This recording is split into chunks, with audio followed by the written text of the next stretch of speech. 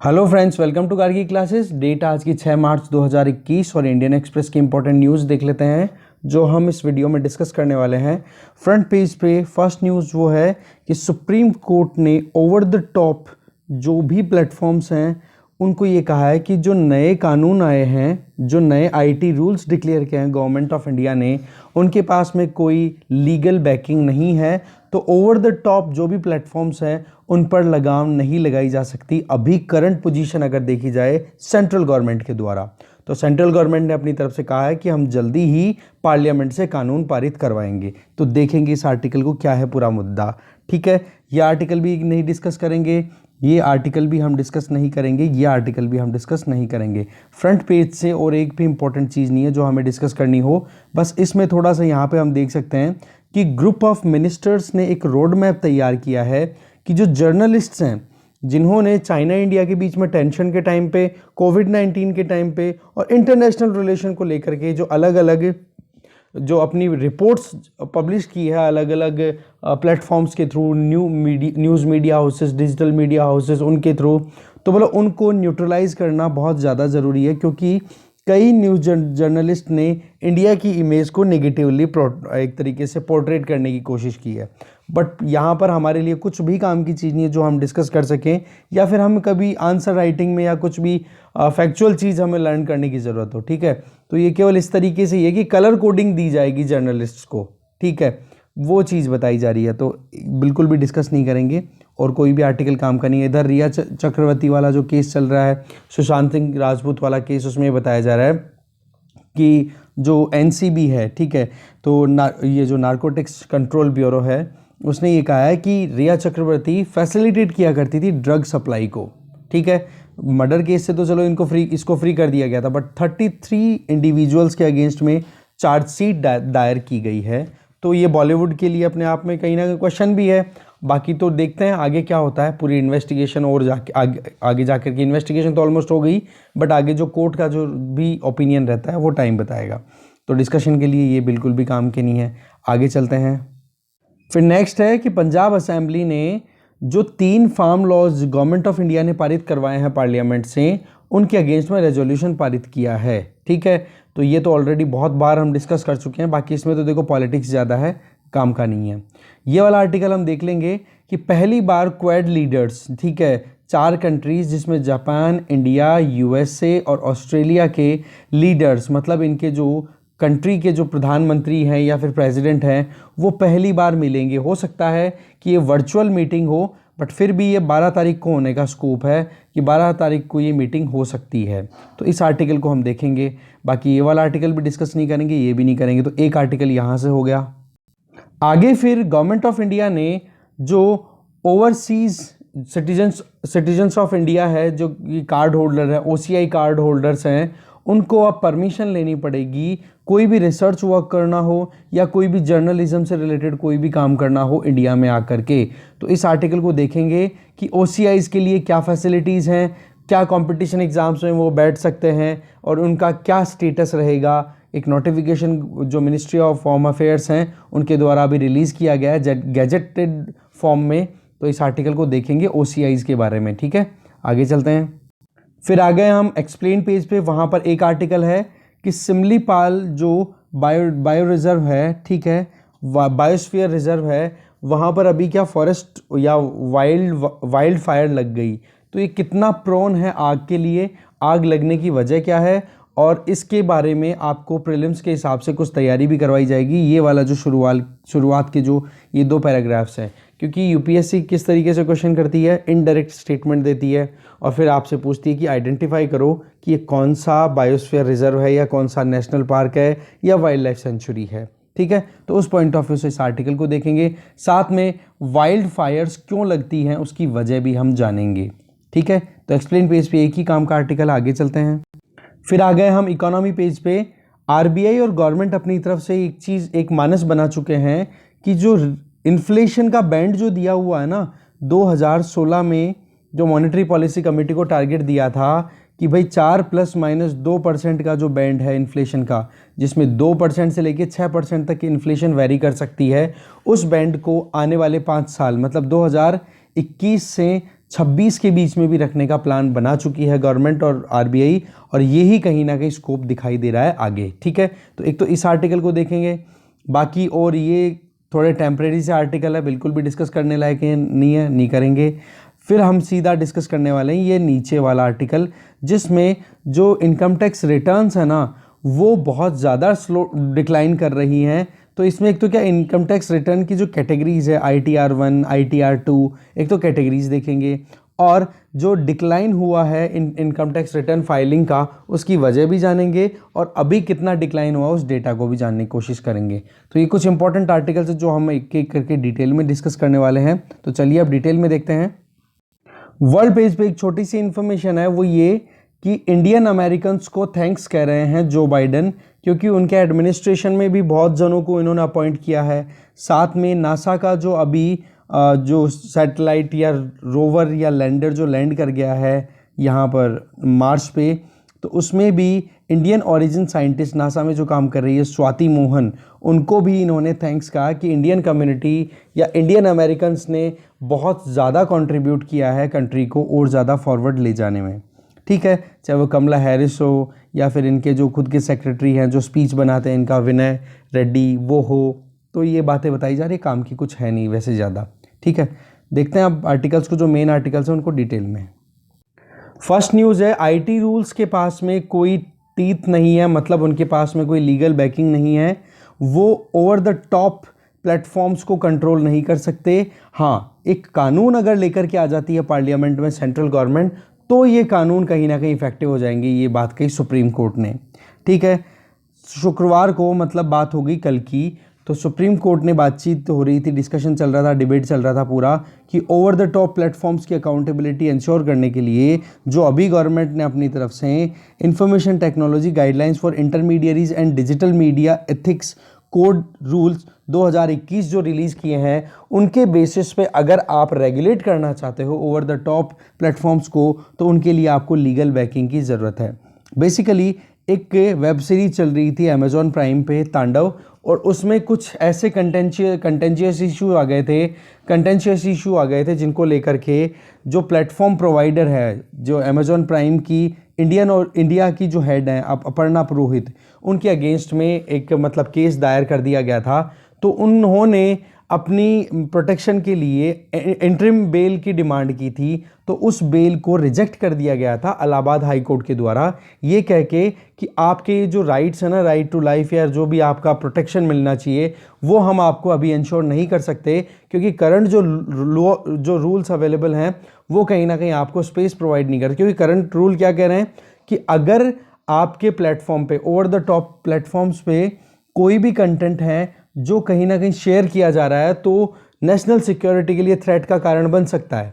ठीक है, तो उस केस में ओवर द टॉप प्लेटफॉर्म जो है ना, उनके जो मालिक हैं या फिर जो भी एग्जीक्यूटिव्स हैं, उनकी अकाउंटेबिलिटी रहेगी वो। तो बेसिकली सुप्रीम कोर्ट में फिर ये पहुंच गई। अब इलाहाबाद हाई कोर्ट ने एंटरटेन नहीं किया तो सुप्रीम कोर्ट में पहुंच गई, और सुप्रीम कोर्ट ने जाते ही फिर जब एनालाइज किया, डिस्कशन हुआ, तब उन्होंने ये कहा सुप्रीम कोर्ट ने, ऑनरेबल सुप्रीम कोर्ट ने, कि ओवर द टॉप प्लेटफॉर्म को रेगुलेट करने या कंट्रोल करने का अभी प्रोविज़न इन रूल्स में नहीं है, क्योंकि लीगल बैकिंग नहीं है।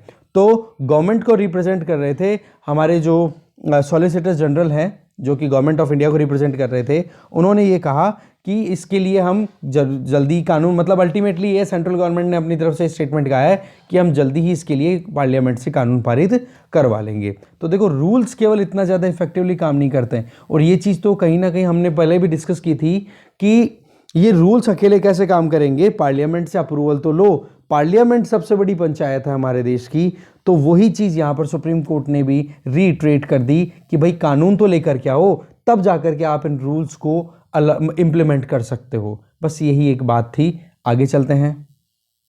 नेक्स्ट न्यूज़ है कि क्वाड लीडर्स की फर्स्ट मीटिंग हो सकती है, और वो भी इसी महीने। और ये बात कही किसने?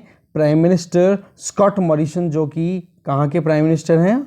ऑस्ट्रेलिया के। ओके, तो इसमें अभी फ़िलहाल तो देखो, स्कॉट मॉरिसन ने ये कहा है कि इंडिया पैसिफिक रीजन में क्वाड एक फोकल पॉइंट है, बहुत इंपॉर्टेंट रोल प्ले करने वाला है। साथ में आसियान फ्रेंड्स के साथ में भी अपने अलायंस को कंटिन्यू करने की बात की है। देखो, क्वाड में मेन जो बात है ना, वो है कि चाइना जो अपनी एग्रेशन दिखा रहा है, चाहे वो ईस्टर्न लद्दाख वाले रीजन की बात करो, चाहे ईस्ट चाइना सी की बात करो या साउथ चाइना सी की बात करो, हर एक जगह पे चाइना जो यूनिलैटरल अपनी तरफ से एग्रेशन दिखा रहा है, उन चीज़ों को कंट्रोल करने के लिए क्वाड कहीं ना कहीं एक्टिवेटेड है। इसमें जापान, ऑस्ट्रेलिया, इंडिया और यूएसए इनके मेंबर्स जो क्या मतलब जो लीडर्स हैं वो पार्टिसिपेट करेंगे। पर हाँ, ये शायद मतलब इन पर्सन मीटिंग ना होकर के वर्चुअल मीटिंग होने के ज़्यादा चांसेस लग रहे हैं। तो इसमें अपनी तरफ से देखो, एक तो पॉइंट ये आ जाता है कि G7 समिट होने वाला है जून में यूके में, ठीक है। उसमें इंडिया और ऑस्ट्रेलियन प्राइम मिनिस्टर को बुलाया गया है वहाँ के यूके के प्राइम मिनिस्टर बोरिस जॉनसन के द्वारा। दूसरा, अगर क्वाड की बात करें तो क्वाड जो है वो कहीं ना कहीं एक चीज़ तो क्लियर है कि इसका जो एम है वो किसी भी तरीके से चाइना के यूनिलैटरलिज्म को टैकल करने के लिए है, ठीक है। तो इंडो पैसिफिक रीजन में एक और स्टेक होल्डर्स आ जाते हैं, वो है आसियान कंट्रीज़। आसियान कंट्रीज़ की बात करें टोटल 10 कंट्रीज़ हैं, तो ये भी कहीं ना कहीं ऑटोनॉमी चाहते हैं, क्योंकि फिलीपींस और वियतनाम तो चाइनीज़ एग्रेशन के शिकार होते ही चले जाते हैं कभी ना कभी कुछ ना कुछ तरीके से। क्योंकि फिलीपींस वहाँ पर जो साउथ चाइना सी है उसको तो सीधा सा ये कहता है चाइना कि वो चाइनीज़ लेक है, ठीक है, बोले एंशियंट है, हिस्टोरिकली हमारा यहाँ पर रूल रहा है। तो इस वजह से वो कंट्रीज़ कहीं ना कहीं चाइना की एग्रेशन से परेशान रहते हैं। तो वही बात है, इसको स्टेटस को मेंटेन रखना, एक आप कह सकते हो सॉवरेनिटी पॉइंट ऑफ व्यू से, रूल ऑफ लॉ मेंटेन रखने के लिए, ट्रांसपेरेंसी अपहेल्ड करने के लिए, फ्रीडम ऑफ नेविगेशन को बनाए रखने के लिए इंटरनेशनल सीज में, और उसके लिए peaceful resolution point of view से काम किया जाए शांतिपूर्वक तरीके से। इसके लिए कहीं ना कहीं क्वाड जो है वो एस्पायर करता है, और उसी चीज़ को लेकर के कहीं ना कहीं क्वाड के लीडर्स में अब मीटिंग हो सकती है 12 मार्च को। तो क्वाड के बारे में आप थोड़ा गूगल करोगे, साथ में एक और चीज़ आसियान के बारे में भी आप गूगल करोगे। ये 2 टास्क आपके लिए हो गई है। आगे चलते हैं। नेक्स्ट न्यूज़ है, गवर्नमेंट ने अभी नोटिफाई किया है कि जो overseas citizens of India card holder जो हैं उनको अब अगर रिसर्च या जर्नलिज्म से रिलेटेड कोई काम करना है इंडिया में तो प्रायर अप्रूवल लेनी पड़ेगी किसी भी कंपिटेंट अथॉरिटी से।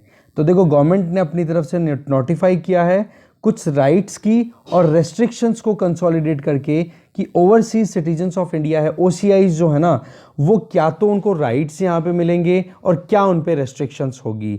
तो ये जो एक्टिविटीज़ हैं, particularly research, journalism, mountaineering, missionary कोई तबलीगी वर्क, इस तरीके से तबलीगी वर्क का मतलब हो गया एक तरीके से रिलीजियस आइडियोलॉजिकल इश्यूज़ को प्रमोट करना और उनके ऊपर स्पीच देना, बोला इन चीज़ों पर अब अप्रूवल लेना पड़ेगा, इन पर रेस्ट्रिक्शन लगाने की बात की गई है। देखो, इस तरीके के राइट्स और रेस्ट्रिक्शन कोई पहली बार डिक्लेयर नहीं किए हैं गवर्नमेंट ने, ऐसे 2005, 2007 और 2009 में पहले हो चुके हैं।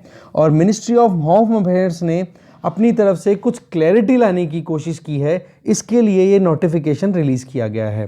देखो, तबलीगी एक्टिविटीज़ है ना, उन पर तो रेगुलेशन या रेस्ट्रिक्शंस 1990 से ही चलती आ रही है, ऐसी बात नहीं है कि अभी कुछ नया हो रहा है। तो पर हो क्या रहा था कि कुछ कन्फ्यूजन था कि जो ओसीआई कार्ड होल्डर्स हैं उनके क्या राइट्स हैं, क्या उनके रेस्ट्रिक्शंस हैं। एक तो कन्फ्यूजन क्या था कि जो कॉम्पिटिटिव एग्ज़ाम्स होती है ना, जैसे मेडिकल के लिए एंट्रेंस एग्ज़ाम हो गई नीट वाली, या फिर आप देखो जो इंजीनियरिंग के लिए कॉम्पिटिटिव एंट्रेंस एग्ज़ाम है जेई मेंस एडवांस, उनमें क्या रोल रहेगा, क्या इनके राइट्स हैं ओसीआई कार्ड होल्डर के, उनको क्लियर करने के लिए, इन राइट्स को कंसोलिडेट करने के लिए ये notification ministry of home affair ने अपनी तरफ से डिक्लेयर किया है। देखो, ओसीआईज जो है ना, उनको राइट जो है वो इंडियन सिटीजन्स के इक्वलेंट मिले, ऐसी डिमांड लगातार की जा रही है ओसीआईज के द्वारा, ठीक है। पर इसके लिए देखो पॉइंट, और पर्टिकुलरली बात की जाए स्पेशली एजुकेशनल इंस्टीट्यूशन की एक्सेसिबिलिटी में, कि वो कॉम्पिटिटिव एग्जाम में बैठे तो उनको वैसे ही ट्रीटमेंट मिले जैसे कि एक प्रॉपर इंडियन सिटीजन को मिलता है। तो इस चीज़ को लेकर के कर्नाटका में कोर्टों में बहुत सारे केस चल रहे हैं कि इंडियन सिटीजन्स को जितना रिजर्वेशन मिलता है, जितना भी आप स्पेस प्रोवाइड करते हो कंपटीशन एग्जाम्स में, बोलो ओसीआई कार्ड होल्डर को भी वैसे ही प्रोवाइड करो। तो इसी चीज़ को ध्यान में रख करके ये नोटिफिकेशन बहुत इंपॉर्टेंट हो जाता है।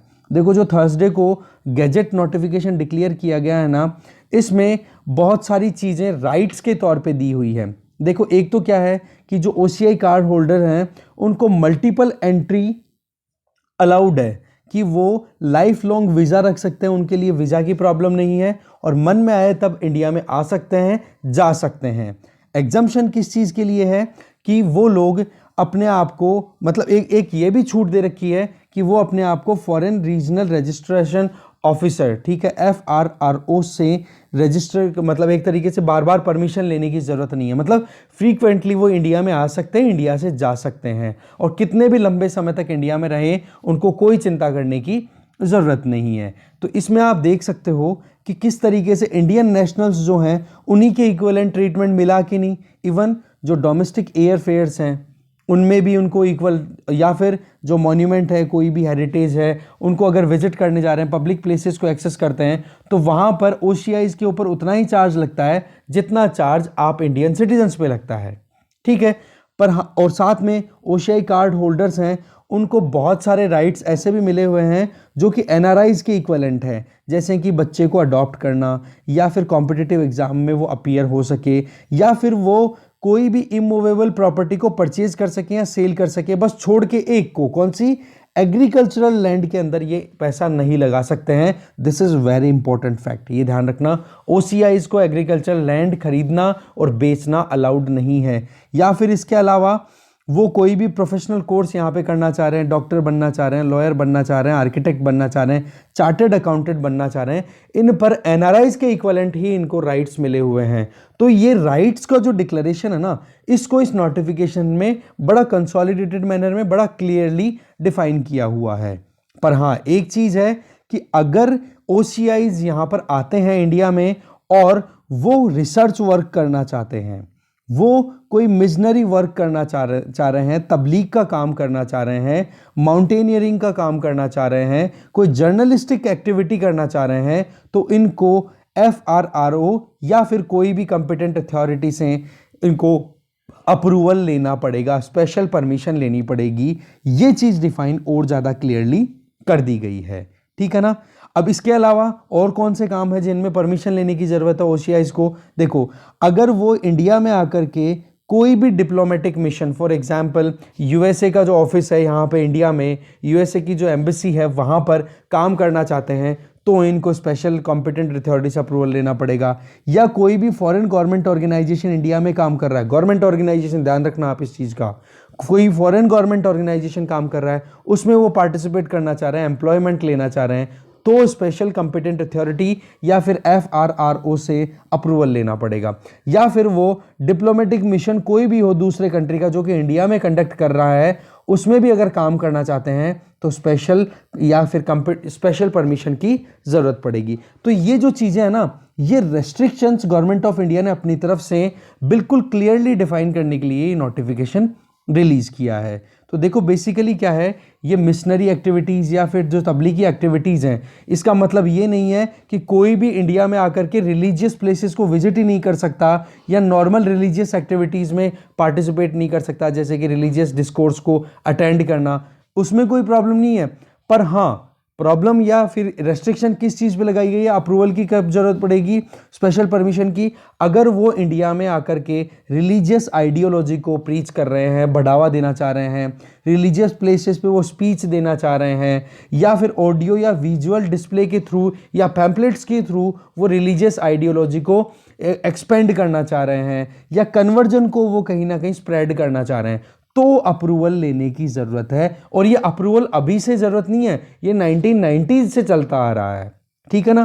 तो यही चीज़ यहाँ पर है। साथ में जो नोटिफिकेशन रिलीज हुआ है उसमें एक चीज़ हो रहा है कि OCI कार्ड होल्डर जो हैं वो FRRO को केवल ईमेल से इंटीमेट करके भी अपने एड्रेस को चेंज करा सकते हैं और अपने ऑक्यूपेशन को भी चेंज करा सकते हैं कि हाँ उन्होंने जॉब चेंज कर ली हो तो यहाँ तक भी फैसिलिटीज़ प्रोवाइड की गई है। साथ में जो नोटिफिकेशन है इसमें OCIs को एक चीज़ बड़ी क्लियर कही है कि आप ऑल इंडिया एंट्रेंस टेस्ट में, जैसे कि नीट होता है, national eligibility entrance test cum entrance test जो होता है, जिसमें मेडिकल एंट्रेंस टेस्ट जिसको बोलते हैं, जॉइंट एंट्रेंस एग्जाम जिसमें एंट्रेंस एग्जाम जो कि मेंस और एडवांस जो कि इंजीनियरिंग में एडमिशन के लिए होती है, बोला उनको OCI कार्ड होल्डर्स को उतने ही राइट दिए हुए हैं जितने कि नॉन रेजिडेंट इंडियंस को हैं।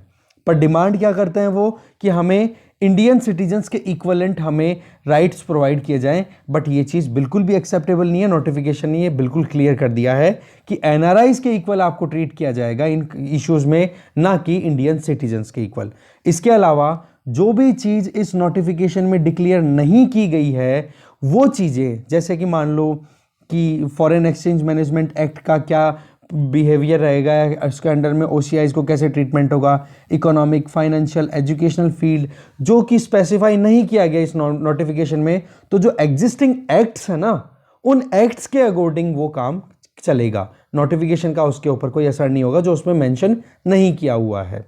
साथ में जो एम्बिग्यूटी थी उसको क्लियर करना जरूरी था, कंसोलिडेशन लानी जरूरी थी कि ओसीआईज के क्या तो राइट्स हैं, क्या उन पे रेस्ट्रिक्शंस हैं। तो ये चीज़ यहाँ पे बड़ी क्लियर हो रही है, राइट। मेडिकल जो all India pre medical test होता है उसमें वही बात हमने बता दी ऑलरेडी कि जो एनआरआईज है उन्हीं के इक्विवेलेंट उनको ट्रीट किया जाएगा।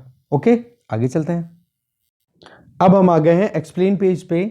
सवाल है कि सिमलीपाल फॉरेस्ट जो है वो फायर के लिए क्यों प्रोन है और कब यहाँ पर आग लगने के चांसेस हैं।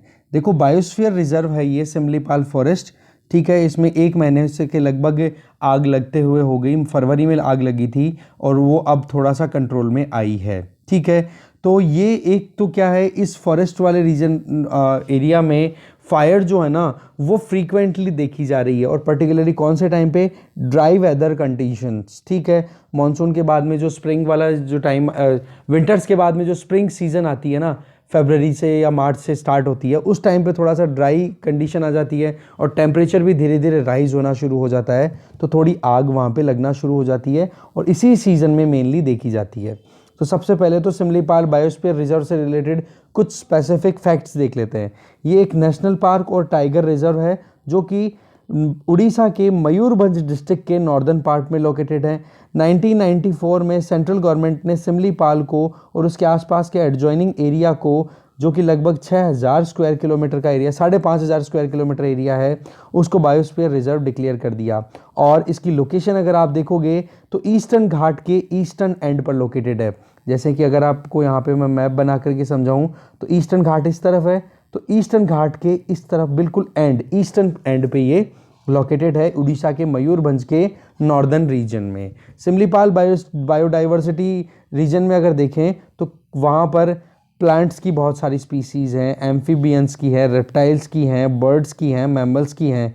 और यहाँ पर प्रीडोमिनेंस कौन सी वेजिटेशन की है, मॉइस्ट मिक्स्ड डेसिडियस फॉरेस्ट की, ठीक है। मॉइस्ट मतलब वहाँ पे नमी रहती है, साथ में मिक्स्ड डेसिडियस, ठीक है, जो एवरग्रीन भी हो सकते हैं और प्लांट जो है वो कहीं ना कहीं अपने जो पत्तियां हैं वो गिराते रहते हैं, बट मेजरली जो है वो कौन से हैं, मिक्स्ड डेसिडियस और ट्रॉपिकल सेमी एवरग्रीन फॉरेस्ट भी वहाँ पर मिलते हैं। अब बात यह आ जाती है कि ये एरिया फॉरेस्ट मतलब फॉरेस्ट फायर के लिए प्रोन क्यों है। देखो, ये मैंने आपको बातों बातों में पहले ही बता दिया कि जब ड्राई सीजन आती है तो उस टाइम पे जैसे जैसे टेम्परेचर राइज होता है ना, तो सिचुएशन ऐसी बनती है कि आग लग जाए, ठीक है। दूसरा क्या होता है, यहाँ पे ऑफिसर्स का ये कहना है कि ज़्यादातर मैन मेड फैक्टर्स ज़्यादा है यहाँ पे, कि मान लो जानवरों को एक जगह इकट्ठा करना, वाइल्ड लाइफ को पोचिंग करनी है, मान लो इलीगल हंटिंग करनी है, तो आग लगा देते हैं लोग, और वो आग तो लगाते हैं उन जानवरों को डराने के लिए, पर वो आग फिर जंगल में फैल जाती है। तो एक तो वजह ये बताई जा रही है। दूसरा, जो नेचुरल कॉजेज़ हैं उसमें क्या है, लाइटनिंग, बिजली का कड़कना, उसकी वजह से भी आग लग जाती है, और कई बार टेम्परेचर राइज होने की वजह से भी आग लगने के चांसेस बन जाते हैं। और रही सही में हमने देखा कि यहाँ पर मिक्स्ड डेसिडियस फॉरेस्ट है। अब डेसिडियस फॉरेस्ट का मतलब क्या हो गया कि जब सर्दियाँ आएंगी तो वो पत्ते गिराएंगी, मतलब स्प्रिंग सीजन में, पतझड़ की सीजन आ गई, अब इसमें क्या होगा, पत्ते झड़ेंगे, तो वो जो पत्ते हैं नीचे इकट्ठे हो जाते हैं, और उन पत्तों में अगर थोड़ी सी भी एक बार चिंगारी भी मिल गई ना, थोड़ा सा भी, तो फिर उसके बाद में वो आग भड़क जाती है ज़बरदस्त तरीके से, ठीक है। देखो, 440 फायर पॉइंट कंसिडर किए हुए हैं। सिमलीपाल जो योग्यजन आनंद हैं वहाँ के फॉरेस्ट डिपार्टमेंट के जो इंडिविजुअल उन्होंने बताया। बाकी तो चीज़ें देखो और कोई काम की है नहीं, मेन जो चीज़ थी वो हमने डिस्कस कर ली, बाकी आप एक बार इसको पोज करके रीड आउट कर सकते हो। आगे चलते हैं।